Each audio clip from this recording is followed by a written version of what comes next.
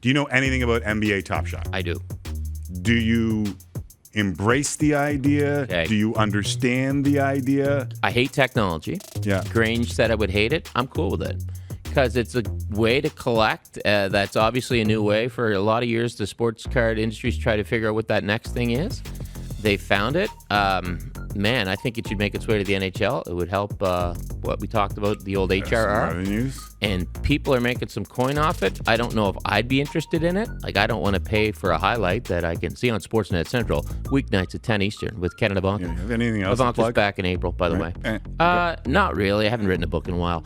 But, yeah, I understand the Top Shot thing. It's pretty cool, and the money is insane. Okay, for those who don't know, Jesse kind of has prepared a little bit of an explanation about what NBA Top Shot is. Tutorial. And it's basically digital cards, right, Jesse? Yeah, I mean, I'm the digital producer. I gotta put together something on the digital trading cards, and it's pretty exciting, I gotta say, because you look at the amount of money that is exchanging hands right now in this industry, and I am all about Top Shot. I have the cards. Now, are you into it because you like the idea, or is it because of the money? Because I've been hearing about the money, too. Well, there's flippers and there's collectors. Why don't we pull up the primer? It's like cards. It's usually a little bit of both. Exactly. Right? We have a primer board that we have essential things that you need to know about NBA Top Shot. So, Kenny, this is for you and for all the viewers that may not know what Man, it's nice to have a millennial on the payroll, isn't it? So it's the digital future of the trading card market. You buy and sell individual highlight clips, or they call them moments, okay? So the dollar value of each moment depends on the rarity of the card. So it's similar to physical trading cards. If they don't make very many, then you're not going to get much money for them. The way it works with the NBA and the NBAPA, the reason why they're so invested in this is there's a 5% transaction fee on every single buy and sell, and they get a share of that. That's not just the first buy and sell. No, That's every seller transaction. So the difference between that and these cards is the NHL would only get its fee from the sale of this pack. Right. And if I pull out this card and I sell it for $20, they don't get a cent of that. Correct. Wow, that's huge. So over $230 million in sales to this point, which is just absolutely ridiculous. And I want to ask you, what do you think of all of the Top Shots so far? What do you think the most expensive moment has been bought for? Because this will put sort of like a ballpark of what we're looking at. I just read that thing in the first hour, so I'm going to excuse myself from it because I think I have an idea of what it sold for. Well, I just want to confirm the most expensive moment was Bill Lambier giving Kurt Rambis a DDT in 1987.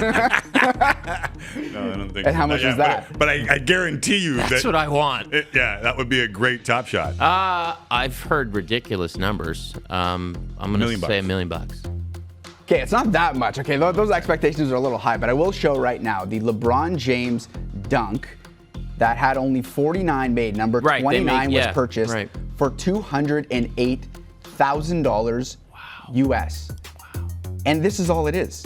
You're looking at it right now. You said it earlier. You can look at it on YouTube if you really want to, right? Right. But it's the packaging, it's the way they've organized it, and it's like any other market. If someone is willing to pay for it, then you might as well sell it, right? Well, it's like, it makes sense, right? Because we're kind of gone from a brick and mortar society, and young people don't necessarily value things they can hold, but value things they can see. So I guess it makes sense. Yeah, and I gotta understand this. Where do you brag about it? That's the part for me. Okay, so I'll tell you exactly where you brag about it. Because everyone does this to brag, like Kenny. Right, one of the guys on our team, on the Tim and Friends team, shout out to Matty Moe. Yeah. He actually sold one last night, and let's play the clip of exactly what the highlight is, and we'll try and determine exactly how much money we think Matty Moe. Is this the Rambis Lambier thing? No, this is a DeJounte Murray layup. What?